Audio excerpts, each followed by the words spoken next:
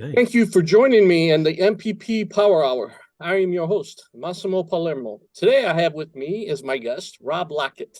He is an inspiring author who has had short stories published in Opus magazine, written plays, and productions that have been performed at Newcastle Civic Theatre and in schools in Western New South Wales. He currently lives in Sydney, Australia with his wife, Siobhan, and two children, Harper and Ronan, after previously lived in Mudgee, Newcastle, Dubbo, and Broken Hill. Resurrection is his first novel and has won awards from Literary Titan and winning third place in the ACE Awards in 2019. More recently, in 2023, he released his newest novel, The Guardians of Celesk, Part 1. Now I would like to welcome to my show, Rob Lockett. Hello, Rob. Welcome to the MPP Power Hour. Hello, Massimo. Thank you so much for having me on board your show. I've loved your interview so far, and I feel very privileged to be a part of your show. Well, thank you so much. I appreciate that warm welcome as well. I'm glad you like the show. I'm hoping all my subscribers so far are liking it too. We're verging on a new milestone for the Massimo Palermo MPP Power Hour subscribers. Will be by the time you air, it should be over 10,000 subscribers. So, yay! Keep Awesome. That's subscribing, everybody. fantastic. Yeah, You've done well, and thank you all the thank you. people there. Good on you Yeah. supporting this man. Thank you. Thank you. I appreciate all the help. All right. So, as I said, you're an inspiring author, but I think you're not inspiring. You're aspiring. I think you're already an author. You've Oh, published a thank you. couple books. So, I mean, you're still fairly new, but hey, you know what? So am I. And even though I've got a couple, that's fine too. We've done it. We accomplished it. We're published. And, like I said, Rob, welcome aboard. Why don't you tell us about yourself and let's get started. And without further ado, Rob, tell us about Rob Lockett. Okay, thank you, Massimo. I may have to warn you and the audience that at any minute we could be invaded by my 4-year-old daughter and my 19-month-old boy. He's son. He's just having a sleep at the moment, but all bets are off once he's awake. But yeah, while I've got a moment of solitude here, but look, obviously the first thing I would probably talk about is just my family and how important they are to everything and what I do. Like they're my prime motivators. And also they're often the source of inspiration. And I think one of the things we'll talk about with the Guardians of Celesk is how family is a big motivator, and how much my daughter helping me in lockdown really inspired a father-daughter relationship in the book. But yeah, about me, I've been a teacher now for 12 years. I've taught English to high school students for a long time, as well as that history as well. And part of my role as a teacher is often to show and model creative writing examples. I mean, obviously, we teach everything from Shakespeare to Truman Capote to Margaret Atwood, and I like to think I've got the breadth of knowledge, but I think part of it also is that skill, the critical and creative skills and getting across to young people. Before I got into teaching, I was always a big story writer fan. My mum would probably argue that I've always been writing stories for a long time. And ever since her and my father used to take me into the drive-in and watch Star Wars movies and all of those things, I've always, been a big fan of themes like good versus evil and having a protagonist you can get behind. In addition to that, I've done several sort of other jobs, and I used to work overseas, believe it or not, Massimo, in close to your neck of the woods. I was on a Disney cruise ship at one stage. I worked Oh, aboard the okay. Disney Wonder Oh, out of Port Canaveral, and going to the Bahamas and back twice a week. And as well as that, I've worked in pubs in England and been a bit of a you'd say a bohemian style English teacher, not oh. just the book nerd, the sort of bohemian that is always on the path. And what did you say you did on these cruises for a job? I was youth activities counselor, so it was like basically like working vacation care and Okay. any number of things. Sometimes we play Guitar Hero. Sometimes I was I was a high school musical karaoke host. Hmm. Sometimes I just worked the desk. Other times just just supervising kids, making sure they had a good time, leading treasure hunts, pretending I was Jack Sparrow for a while there. Jack Um, Sparrow, that's a fun character. that was fun until it became not so fun recently. But yeah, but yeah, and then so my wife and I, we both sort of taught out in Western New South Wales. She originally started in Western Australia, and then we both met at this school in Dubbo, and she's helped me rekindle my passion for books and writing them. And yeah, that's about it for me at this stage, and ready for this next new writing adventure. Okay.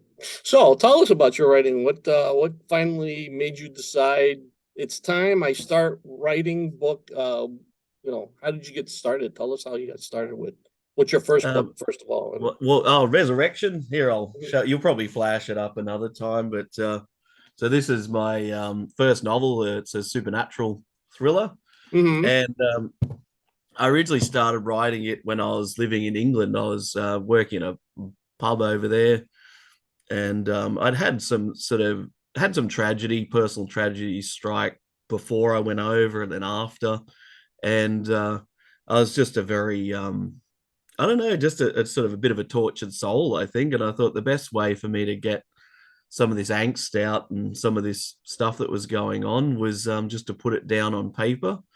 And so probably the first few chapters of Resurrection were just inspired a little bit by my personal life. Not that the main character in it is anything like me. It's a very unsympathetic, unreliable narrator I've got in the novel, but it's partially based on some of my own personal trauma at the time, and that became the catalyst. But then it sort of sat on the back burner for a good maybe 10 years, I think, must have, maybe even longer. And then I Mm-hmm. had students that I was teaching just said, "You need to keep writing it, sir."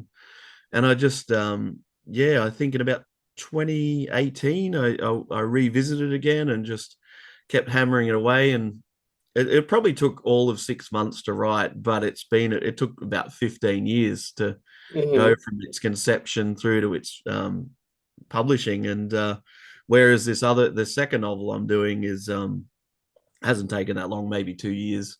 Mm-hmm. If we didn't have young kids, it would have been earlier. But That's yeah, but yeah, so that's sort of what got me back into the writing. And everyone yeah. said, "Look, you should do this." And Mm. and a long time ago, I was a finance news journalist. So, and Wow. you would think it was completely left of center to something fantasy. But my original boss at the time, I said, "Why didn't you hire someone who was a communications journalist? You know, I'm an art student." He said, "Yeah, but you're very creative." And he said, "Finance news can be a little dry, and we need someone who can."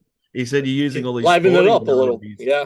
Yeah, I Yeah. was using like boxing and football analogies, to talk Mm-hmm. about Wall Street. And he said, that's stuff that is good. Our readers really like it. So Yeah. yeah, so Yeah. that's kind of a little bit about what's been the catalyst for my writing adventure, Massimo.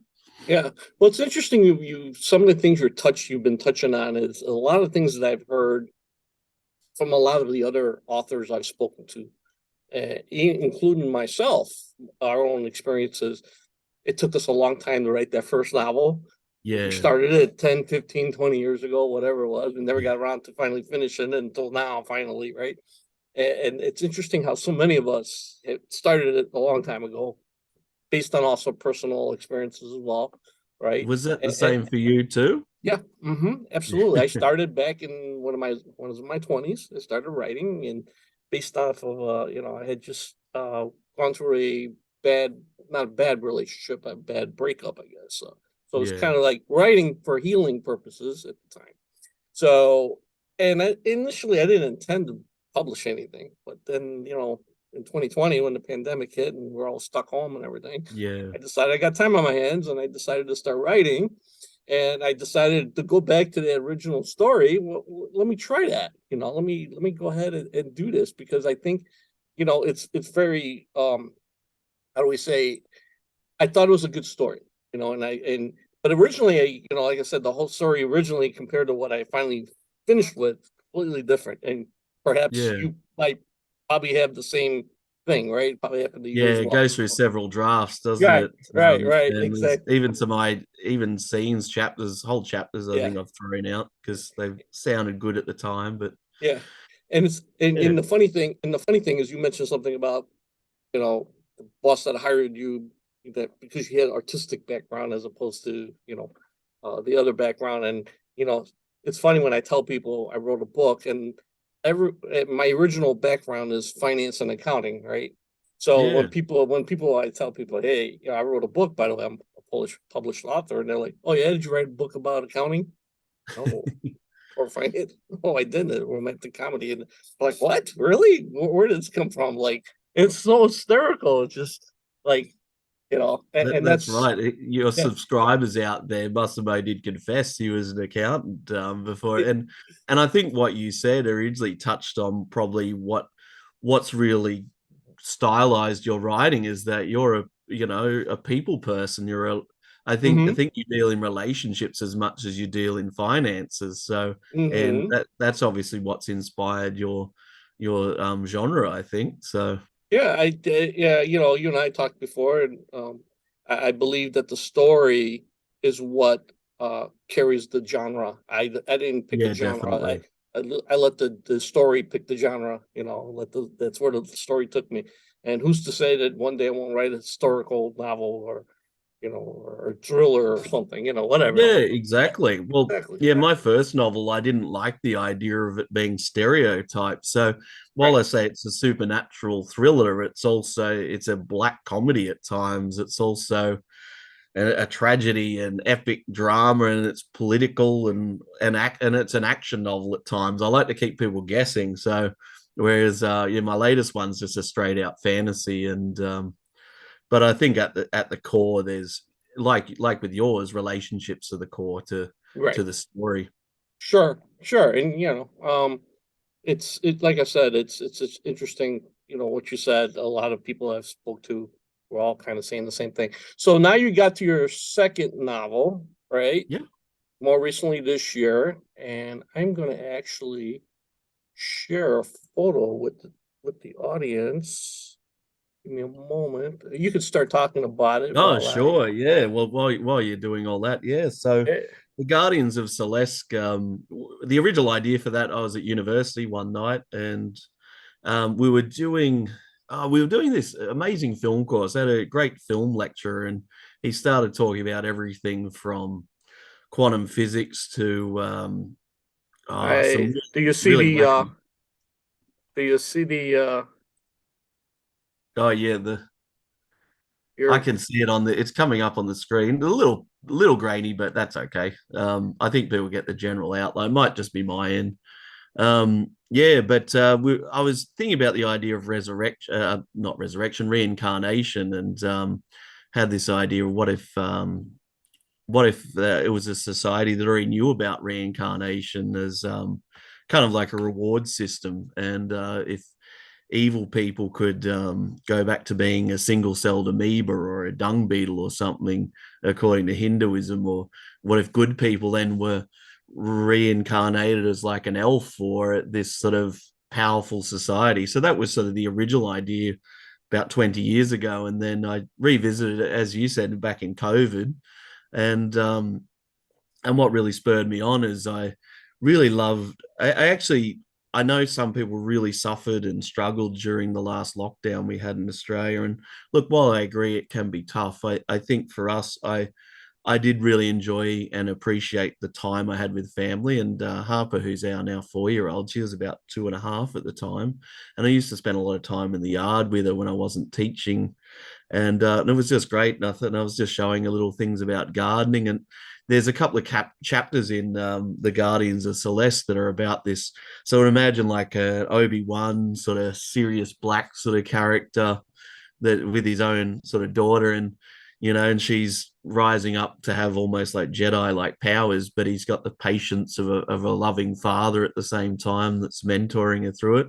And that became some of the most rewarding chapters I've written in the novel. And um, like I said, I think we've sort of touched on writing can be so cathartic for our own emotions. And it's funny, Resurrection, I was probably in a dark sort of place writing it, but this second novel, I was the opposite. I was in such a real appreciation for life and family and love, even in tough circumstances. And I think I'm hoping that that's what shines through in these characters. And on top of that, it's sort of my love for the Lord of the Rings and Harry Potter, and Hmm. introducing sort of wizard elements at the same time, but um, trying to subvert some of the tropes at the same time. Like I can tell you without spoiling too much, the Hmm. mentor doesn't die like they often do. Like in the hero's journey, when we're looking at Joseph Campbell, often the poor old mentor is out of the picture very early on. Well, I can assure you that doesn't happen in mine, and they even make a joke about it. Like,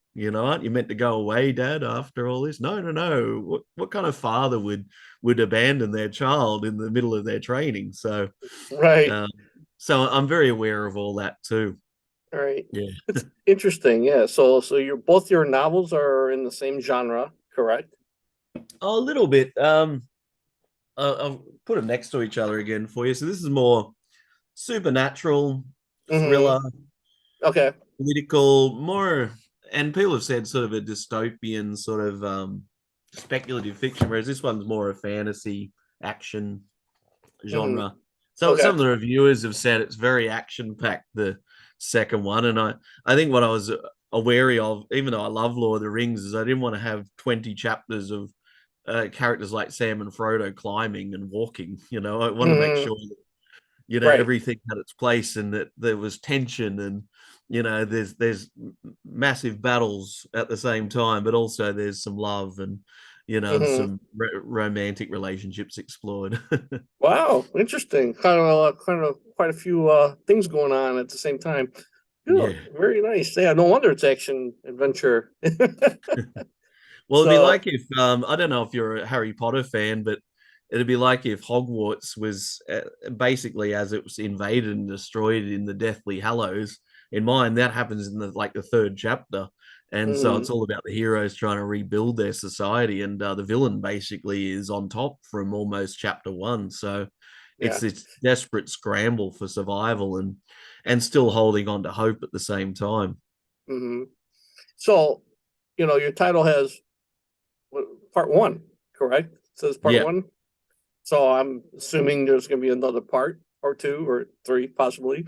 Yeah, look, Tell us, not yeah. initially Uh-huh. Massimo, but my wife was the one who suggested it, and I thought, yeah, no. Originally, I thought, no, no, I think I've got enough for one novel, and then, yourself, when you start writing these things, you start getting more and more ideas, and I Sure. think the scale changed, and the stakes for our heroes, and all of a sudden, I'm like, I'm not going to get this done in one novel, Hmm. and not even two. So it's definitely a trilogy I have in mind. So Yeah. yeah, this is part one, and it'll be very different. I think sometimes the tone will be probably darker in the next one, Hmm. and going from there. But yeah, it's going to be a three-part series, and Interesting.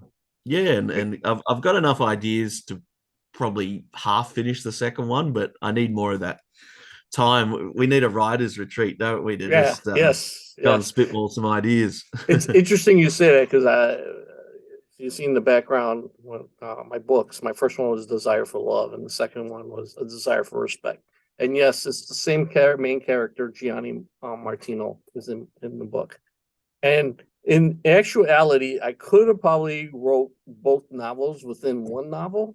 Yeah, However, I felt like it was too much going on. I thought because I felt like I couldn't explain a desire for respect like I could, I yeah. had to separate. I had to separate. It's a different story line, right? Because And the I desire think for it sounds like your story is also driving the necessity yeah, for yeah, more, and your right, character obviously would be so complex that yes, you sort of yes, owe it to them to continue the story in a right, probably in a little yeah, different tangent. yeah, Hmm. exactly. I had to explain some things about him in the background. It's just like what? So that's why I had to split the stories up. I am planning to release a third part of my trilogy. Oh, awesome. Yeah, so I'm in the process in the works of finishing that up, but kind of want to, as you said, take a writer's break. I Yeah. have three. I have like three-quarters of it done. So I'm Oh, kind of like, yeah, fantastic. yeah. I just haven't decided how I want to kind of like and finish it yet. So, uh, Awesome. yeah. I Well, mean, like I that's said, and it connects the two together too as well. So that's what's awesome. great about it. Yeah. Well, I think for me too, what's guiding mine is so the main protagonist is still a young child, and when we finish the first one, and I really want to see her character grow. It's very much that buildings Romans sort of genre, that emotional journey of this young lady, and there are allegories to um, and and hints at sort of things like puberty as well, and female empowerment. And I want to see that transitional journey from, we basically see her as a baby from about the third of the way through the novel to by the end of the novel, she's sort of, if you like, based on the main cover there, Mm-hmm. 8 to 10 years old. And Mm-hmm. so the second novel will be very much her teenage years, and Okay. the third novel as a young adult leading a Mm-hmm. resistance, and sort of Gotcha. heavy lies the crown of someone who's still trying to cope with adulthood at the same time trying to lead this massive rebellion at the same time. So Sure. Sure. And did you get started already on the other parts I've got some or? dot points. That's about it. Yeah. Yeah, Yeah. I'm Okay. taking not a break, but I've got a few others. I've just started a couple of little jobs. I've been writing some film and TV reviews for the Comic Con people, their spoiler magazine. Mm-hmm. We just had a Batman feature came out last month, and I think this month we've got a Mandalorian feature. So I've written about four for the Batman feature, and I've written three Mandalorian articles about who is Din Djarin and things like that. Mm-hmm. Um, and on top of that, like my friend Tom that you spoke to, I'm working on a script for a game, Astronova, that's going to hopefully set the world on fire next year. And Mm-hmm. so just doing some script writing and stuff for the storyboards for it. But Interesting. we'll see. So I probably haven't really had the time to sit down and do more on this next novel yet. But I'd like to, yeah, start working on it towards the end of this year, and Mm-hmm. maybe you and I could touch base for, just some thoughts, just some shared inspiration. Down Hey, the track, I'd I'm more than appreciate it. happy. Yeah, I'm more than happy to share. I mean, you've got my contact information now, just like Tom does, and Tom said, hey, he goes, I've been in America, so I may, if I come back, we got to get together. We do. Yeah, And I absolutely. think in addition to that, I'm still got very young kids, Yeah. and teaching at the same time. So my Mm, cup is very full, but whenever I sure, can, I try and squeeze a sure. moment in and do some writing. But you know what? To be honest, when I wrote my books, I wrote them at the same time. Like those Yeah, two, literally. Like as soon as I finished Desire for Love, I started finishing up. I already had the idea for Desire for Respect because, like I said, I had to split it up. So I didn't. I had that mode. I was in that mood or mode, and I didn't. I wanted to finish this thought. It's like I had a thought in my head. I got to finish this. So that's what I did. And I started the third one, and I'm like, okay, pause before I finish. take Let a me moment. take a moment and figure out how we want to finish this. So Yeah, yeah, I'm very curious now. I'll have to start on them in next holiday break, I get, because I feel like if I get to read more of these desire books, then I'll get to know a little bit more about you than what we've covered in our interviews. So it's interesting you say that because I did base my character off of myself, loosely based off of me and my own experiences. Kind of like what a lot of writers do. They seem to like do that. They implement their background of themselves into their story writing. And a lot of times, most people who write, whether it's music or books, the folks that have had, I don't want to call it traumatic experiences, but experiences seem to do their best writing when they've experienced something that's very significant. oh, So, definitely. And yeah. I think like we've talked about like lockdown before, and I've Mm-hmm. sort of said that a lot of people struggled in lockdown, but I know the people who didn't were often the people with the greatest imagination, the Mm-hmm. writers and the readers, Right. and it was a great time to build on that. I can Yeah. hear my son. You can make. Do you mind if we have a quick cameo? Sure. If you want to bring them Is that aboard, all right? that's all Raven, do you right. want to say hello? It's your hour, buddy. Uh, These kids must have just got Hey, on briefly. hi. I know it sounds cheesy, but they're my greatest, triumphs. Yeah, Not the novels. Say hi, Ronan. This is Massimo. This is hi. Daddy's friend Hi, how are making his you? world debut. Making his um, podcast debut. yeah, that's it. Oh, don't turn it off. He loves technology. He almost clicked me on mute then, and now he's trying to Uh-oh. pause. Say bye, buddy. Bye. Thank you for Bye. coming on. Oh, thank you. What a nice Yeah, little and moment. I'm there Impromptu. thinking Harper, my oldest, my daughter, she was an inspiration for the novel number one in this series. Maybe he's going to be an inspiration for novel number two. So, Never know. You never know. I mean, it's um, amazing. Kids are very amazing because they have such great imaginations, right? I mean, and and you can feed off of that. You as a person can feed off of their imagination and their persona, and just like I'm sure you. I get a feeling you probably will put them in there somehow. I get a I'm feeling. hoping. Like, I know we like. I think as much as sometimes we think our motivation for publishing and getting our novels out there is a monetary one, but I think for me it's probably the same for you. It's just getting our stories out into the world, Mm-hmm. and Mm-hmm. I'm just grateful for my family and friends and their support. But I want my kids to be able to read, especially these fantasy ones, and Mm-hmm. and something that I help think can guide them, like the values in it, and it's probably the same for you. It's that it's it's our little part, our gift to the Yeah. world, and hopefully people appreciate what we're doing and Yeah. what we're putting out there. It's an amazing feeling, and again, you've been writing for a long time. I haven't. I mean, You have. right? I have and I haven't, right? I mean, I only wrote only to write, right? Just because I Don't had sell to yourself short. think, right? Yeah. But like I said, I wrote because I wrote, but I didn't write to like make any kind of impact on people. But it's the most amazing feeling to feel as an author when people come back and just compliment your work and say, "Oh my God, I really like your book, and I can't wait to see the next book." It's just like, wow, It it's just like an inspires you to amazing, keep going, doesn't yeah, it?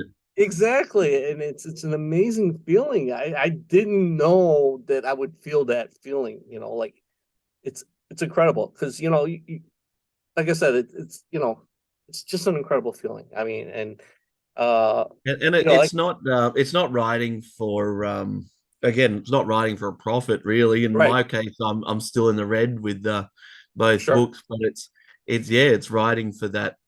I don't know, just that inspiration, I think, and just that yeah, acknowledgement of what we're putting out yeah, there. and Um, you never know who's going to see it, no, right? You never know who's going to see it and read it and then say, hey, we want to do something with this, whether it's I'm hoping. promoted for you, or hey, we want to turn this into a film or a series because you just never know No, who's reading. exactly who's going to pick it up. Well, And interesting you say that because I do have a lot of folks in my connections and my on my LinkedIn and Twitter and all that do all various kinds of things, whether it's film, TV, and so on and so forth. Just never know when they are picking up the video and watching you or whoever is happens to be in a podcast, and they may say, "I gotta check that book out." And just maybe there's something there that maybe oh, we it'd want be to, amazing, wouldn't it? that would be amazing, right? I mean, and again, this is why I have the podcast is for people to hear more about our books, and not just me, it's you as well, and all the other authors. It's a bit of that writing journey as well, Right? for publishing. It's funny. I don't know how reviews have gone for yours. They look pretty positive from what I've seen. My Yeah, second novel, I haven't had too many issues. I've had some very glowing, yeah, mostly 4 or 5 stars reviews. But my first yeah. one was so divisive that people either Really? loved it or hate it. There was no middle. I've got no twos and very few threes. They're either 4 or 5 or they're one. Yeah, So, and yeah, I guess it'd be writers like probably Chuck Palahniuk and Bret Easton Ellis and the Catcher in the Rye guy, J.D. Salinger, would have gone through this too. I think when you write controversial books, there's no middle ground. right, right. So I this mean, second one is very in some cases, right. non-controversial. in some cases you Sorry. want a little controversy to get some Yeah. attention, right? At the same token, it's just like, well, out of controversy comes that opposition, right? You Yeah. know, And you're as good. much as people say, "Oh, don't sweat the 1 star reviews," it's Yeah, I still it agonize. It hurts. still kills me when I first Yeah, got one. Like, yeah, gee, this person just did yeah. not like Right. I the mean, novel. my reviews that I've gotten, I think the only one that I didn't get 5 star was 4.5 at this point. Well, that's Not that good. I've, That's yeah, really good. it's not like I had 100 reviews, but the few that I do have, I mean, especially for the Desire for Love, was nice reviews. So, Very I, well yeah, accepted. That's yeah, fantastic. yeah. I'm So, experiencing that with the Guardians of Celeste, which is good. But yeah, I think one thing hey, I would tell to any of your other aspiring author fans out there is just try to ignore it as much as you can. I never got into any arguments with the reviewers or anything like mm-hmm, that. You're not going to change their mind. You yeah, just have to accept it. Even though I struggled, I think my anxiety went through the roof the first time.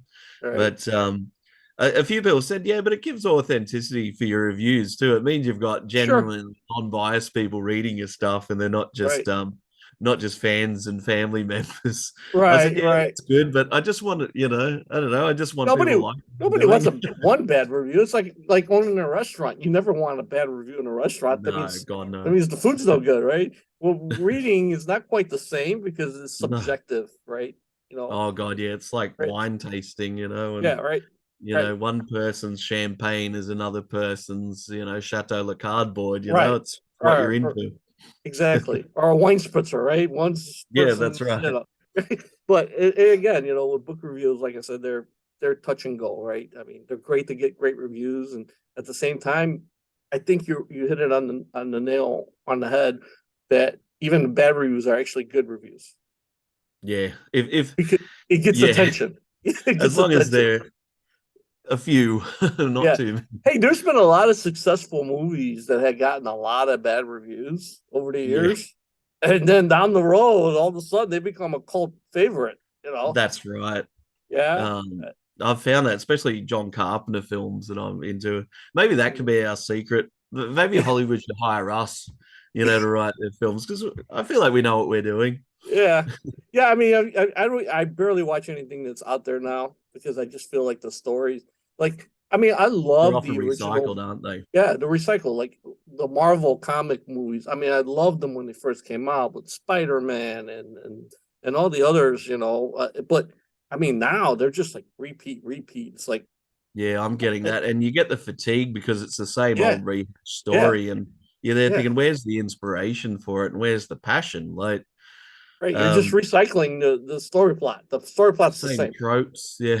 Yeah, And as you've probably discussed with Tom as well, I mean, it's something that I think we're really wary about. Like, when I was writing Guardians of Celesk, I wanted more female sort of empowerment and trying to mm, avoid like a patriarchal system that you'd see in somewhere like Lord of the Rings. So mm, often the females are actually the characters. A lot of them are either mayors of these towns or they're warriors, and just a wary of trying to avoid common cliched or right. overused character tropes. Yeah, it's interesting you say that because my book, the main character, romantic comedy, is a male, whereas opposed to Yeah, most others are yeah, it's females. a female. Yeah, Yeah. and So I quite like novels that play around with that. Like High Fidelity is one of my favorites. Sort of, I don't read a lot of romantic novels, but it's probably my favorite. And it's mm, that same thing. It's the male is the main character, and he's trying to learn desperately from these breakups. He writes himself a list of his famous breakups of all time, and he runs right. a record shop. And Yeah. they made it into a movie with John Yeah. Cusack. Would you say, yeah, I just saw that movie. Yeah. Yeah, and it's one of my favorites, and even ones like Forgetting Sarah Marshall, where and it's all about the guy experiencing all the terrible Yeah. breakups and trying to move Yeah. on. He was Yeah. the one hurting. He was the one in pain and all that. Yeah. Yeah. Kind of So is interesting. that sort of what we're getting from yours as well? Desire for love and Yeah. a desire for respect? Yeah. So, I mean, in both cases, it's Gianni's the main character, and in Desire for Love, he's just basically looking for one one woman to be in a relationship, settle down with, get married, have family. That's his main goal. Yeah. All right, and he struggles. He goes through a lot. I mean, he's not a guy that wanted to have this lifestyle, which ended up leading him to a bachelor lifestyle, and that's not what he wanted. Right? That's what No. he wanted was just to settle down. Even at 18, 19, 20 years old, this guy wasn't like looking to, you know, you know, search and fish and all that. He just wanted just to fall in love, and that's it. Yeah, and And be then a loved desire. and Yeah, feel like you belong to yeah, something yeah. fantastic Yeah, but he didn't unique want. to you. Yeah, he didn't want to go through that journey. So, and the desire for respect, and No, it yeah, sounds like we've got a lot in common. yeah, right. And the desire for respect is basically all about his struggles with everything else, with Yeah, right. work, with friends, with everything else, with love as well. So everything is all about respect, and everybody wants respect, right?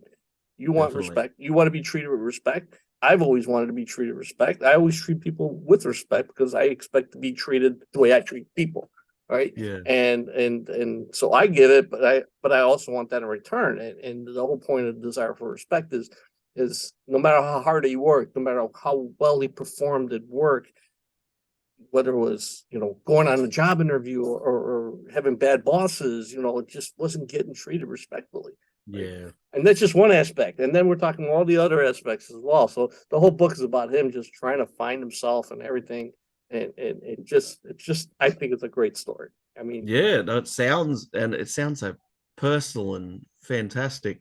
Um, yeah, I think from what we're saying too, I think we're both trying to come at like the question of masculinity too, like in our mm-hmm, writing. Like I know as a teacher, I'm very aware of as a male sort of how to celebrate the positives of masculinity because obviously there's we see all the time toxic masculinity and even with some of the stuff with Me Too movement and that we're very wary of how some rotten apples can spoil it for the rest of us sure, as guys. And sure, so I think as I'm writing and putting my messages out to the world with my kids and students I teach is so what are some positive, masculine traits that we want people to mm-hmm, adopt? And I think it's some of those things like a lot of the guys that I know and some of my best friends over the years are not looking for one night stands and constant flings and encounters. They're sure, looking for love, just like your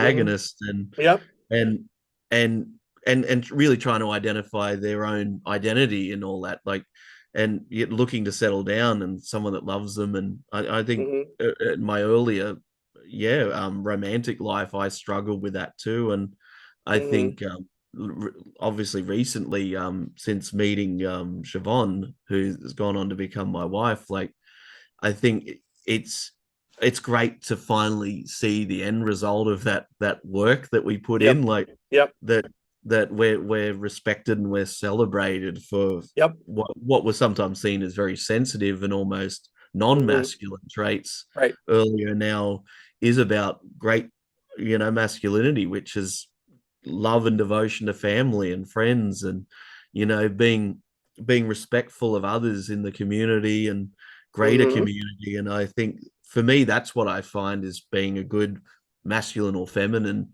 person. mm-hmm, I don't think it's really these physical tropes that we associate or things that we associate with sexuality too. I find that yep, to me it's all just about values, and it sounds like that's what you're doing there yep, too, whether it's romantic pursuits, but as you said, whether it's in vocational pursuits, that longing and need for identity and mm-hmm, belonging in a community yeah. that's welcoming. So Right.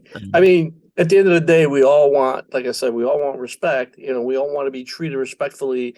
If we do something like you said, with work, and you do something, you accomplish something, you just want a nice little pat on the back, right? yeah, of course. Right, right. And you don't want to be treated It like doesn't have to be all garbage. the time, but Yeah, just every right. now and again, just a Yeah, little bit of yeah. Not on a daily that you basis, but value. right. But at the end of the day, you just want to be treated respectfully, and people are aware, your bosses are aware, your friends are aware of all those things you do. I mean, even your best of closest friends may not even treat you respectfully after a certain point in life because they just take you for granted. and Yeah, just, that's you right. know what I mean? And that's what the whole book is about. Is about him having to go through all these struggles when everything was going so great, and now he found himself in a deep hole and everything else, and he's trying to climb out of it. So, it's kind of an adventure, so to speak, but not really. I mean, it's its own personal adventure. He's Yeah, trying to get yeah, out of a bad situation. It's more than one situation, and so yeah, respect is life. That's what life is. It's all about treating people with respect and gaining respect. And as writers, you said you get great reviews. That's respect to your writing. But at the same yeah. token, you're not going to always get 100%. You know, No, that's right. You yeah, can't win everyone. right. You can't please everybody, right? I always say, hey, I always say, if you want to be my friend, you want to be around with me, that's great. You know, awesome. But if you don't, that's okay too. I can't make everyone happy. No, That's that's and right. that's just life, And you right? can't And control that, right, yeah, unfortunately. you can't control who likes you. I'm not gonna try to make somebody like me. If they're not gonna like you, they're not gonna like you. Because that's just it. You know, it'd be nice to be liked, but at the same token, we all know No, not of everybody's course gonna not. like you. Right. So Um, anyway, should I so should I talk about the plot more, do you think, of yeah, Guardians of what Celeste? Is that yeah, why don't you tell us a little bit more? yeah, I think I've just enjoyed sort of getting in the writers the art of writing with you at the Right. moment. I'm probably not selling the book as much as I should have, but that's okay. Well, um, yeah, so yeah, the Guardians of Celesk, like I said, it's sort of in that vein of sort of Lord of the Rings, Harry Potter, the King Killer Chronicles, Patrick Rufus, that sort of genre. But at the same time, I think what I really want to do is have this classic clash of good versus evil in a society that starts off like a utopia. So until the villain comes in and wrecks everything, things are running well. It's a society where people respect each other's like class. There's no social stratification like we see in our world. Gender is respected, and like most of the females are on either the same level or they're held to a new level of esteem by their male counterparts. And then sort of everything is fractured from chapter 2 and 3. So we have some famous battles and sieges, and at the middle of all that is this desperate glimmer of hope. And so basically what happens is sort of there's this society called the Guardians, and they sort of guard these secret to like immortality and reincarnation in their system. And as well as that, they're a little bit like the Jedi in Star Wars. They're powerful kind of wizards. And so what happens is there's this epic battle. This isn't a spoiler because it happens in like chapter 3, and their Mm-hmm. their leader, this Yondel character, is killed off.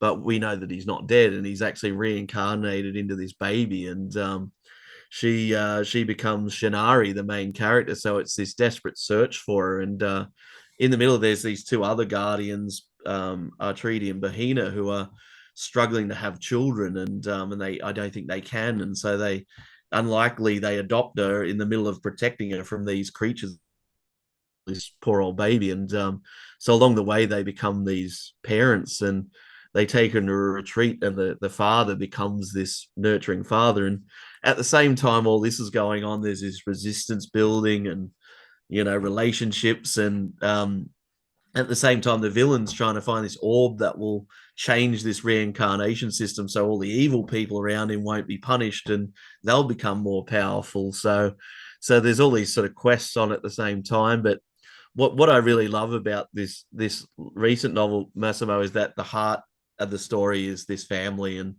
this hope that the hope that comes with the young, and our new generation sort of restoring order and balance to this evil. And and also at the same time I've got this villain who I can't help but like occasionally. Like, I don't like having villains that are just these two-dimensional, like some of the Marvel stories we're talking about.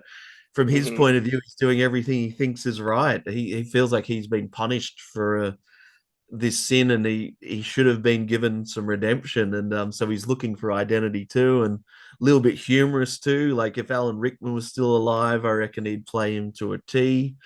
um so yeah, it's got all these battles going on, but it's got this love and this family. And the on the novel itself, it's "Hope Can Never Die" is the blurb, and I think that's the biggest message I have in this novel is that your characters can go through all sorts of things, and you might even be able to take their life or their identity away, but you can never take away someone's hope, and that it's the most powerful, probably the most powerful force in the universe for this, probably this book, but probably for our life too.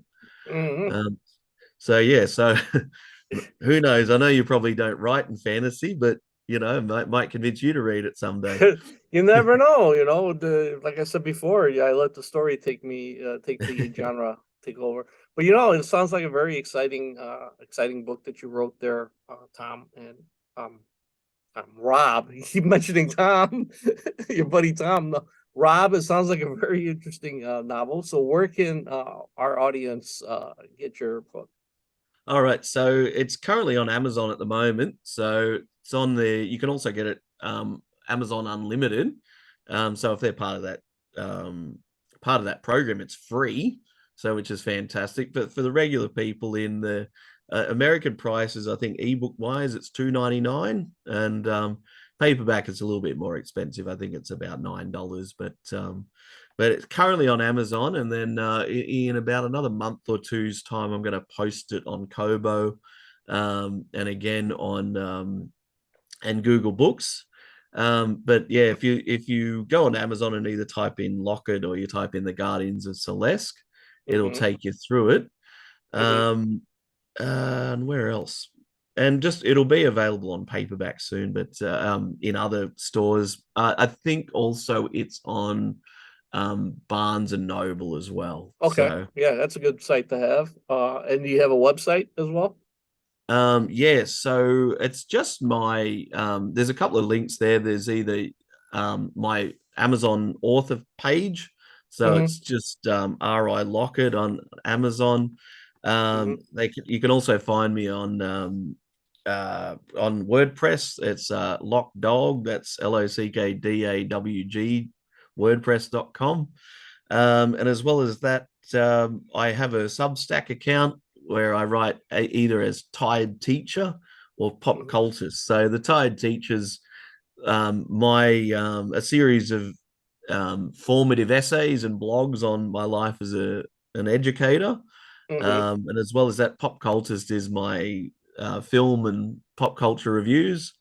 Everything from Cobra Kai to Battlestar Galactica, Mm-hmm. and there's Star Wars and some Stephen King in there as well. So Great. and other than that, Rob Lockett 4 is my Twitter handle. So Okay. Great. I'm So what starting I, to build I'm up gonna some followers.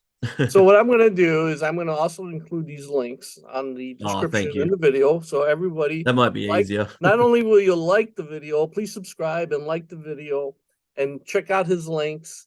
Check out my links as well. I'm going to have that as well. Check out the books. It sounds like a really, really good book. Fun, adventurous, a lot of action. And a You good know, one for parents too. So not just hmm for young adults, but for parents to read with their teenagers. What I'm hoping. hmm Um, and that's for Guardians of Celesk. And if you want something a bit darker and hmm more adult in the Stephen King realm, then Resurrection's available on Amazon, Google Books, and Kobo. So, All right. Well, thank you so much again for coming here today, Rob. I really appreciate it. Have a oh, me great too, day. definitely. Good luck with everything. And like I said, if we have to revisit, we'll revisit. I'd love to have you back on the show sometime down the Oh, road. You me know. too. I just feel like we're just and you've I'd love to meet your subscribers. They sound like such an amazing audience too. And yeah, I'd love to continue this writer's education, There you this go. journey Maybe we'll we're start. on. Maybe we'll start a group. You, me, and We should. Tom. We So, do. We need to, I think. yep. All right, Rob. Thank you. Take care. Thank you, Good everyone. luck. Thanks. Thank you, Bye bye. Massimo. Bye. So, if you are connected on my social media sites, contact me directly to make an appearance on the MPP Power Hour. Hurry while there are still spots available. Don't forget to smack those buttons to subscribe and like my video. Thank you for watching.